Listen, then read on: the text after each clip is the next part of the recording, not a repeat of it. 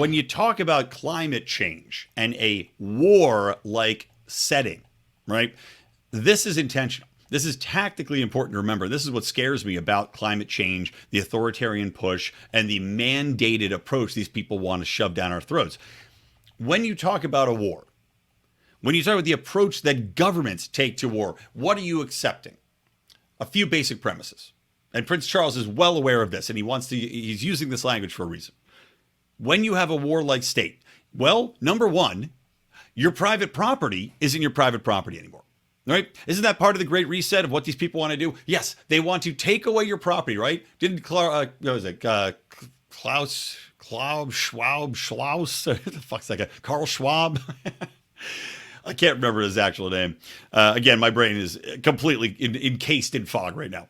But the guy who's written about the Great Reset, the German mastermind behind this concept, has told you you'll own nothing and be happy, right? So these people constantly are teaching you that, well, you should own nothing. Well, guess what? During war, very often your private property is confiscated, right? Whether that be goods, whether it be metals, whether that be gasoline, whether that be homes, even though it's in the Constitution, right? You're not supposed to be able to be forced to take soldiers into your home. Well, we've seen what the Constitution means. It means jack shit. Especially because so often when we're doing something like fighting a war, like the war on COVID, well, things that are blatantly unconstitutional happen all the time. The Constitution does not protect you.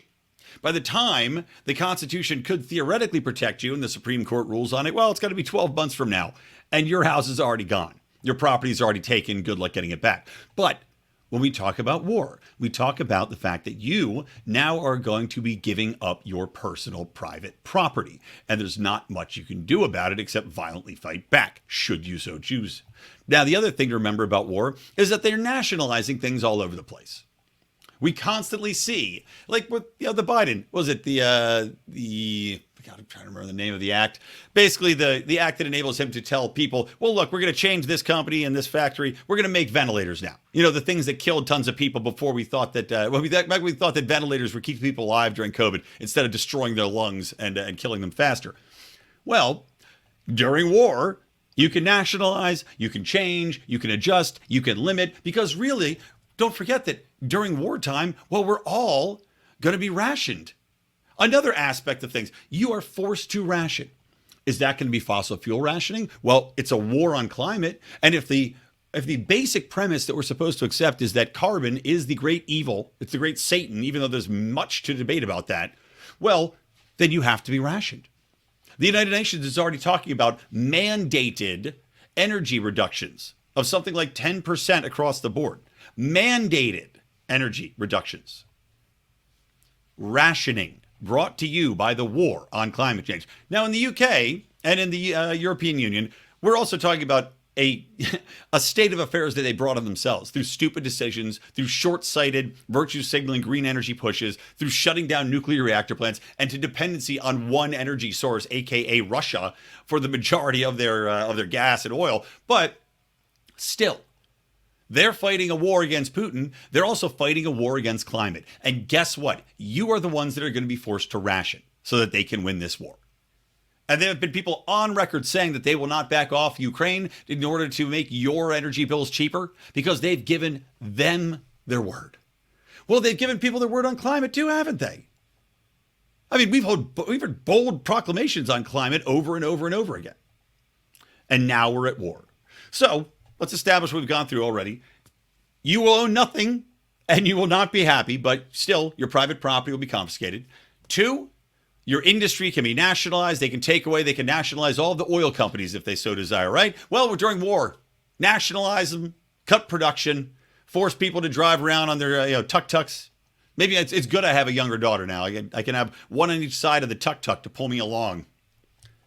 And what's the last thing that we can always accept as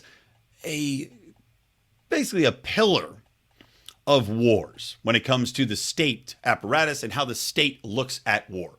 Well, acceptable casualties, everybody. Acceptable casualties.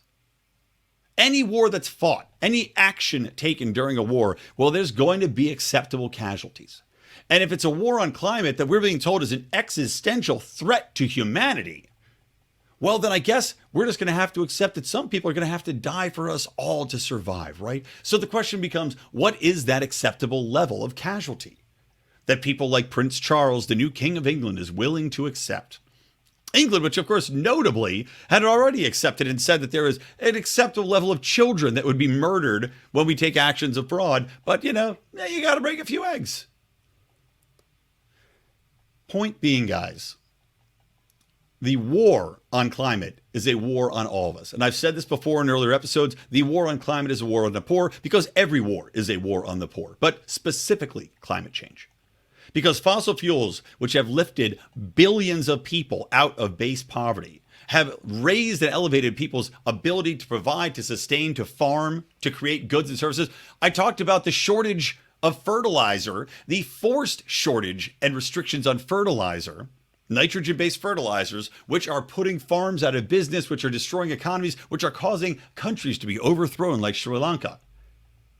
All of that, guess what? It's from the war on climate change. These people have already decided that they have acceptable losses they're willing to take. And guess what? You guys are one of them.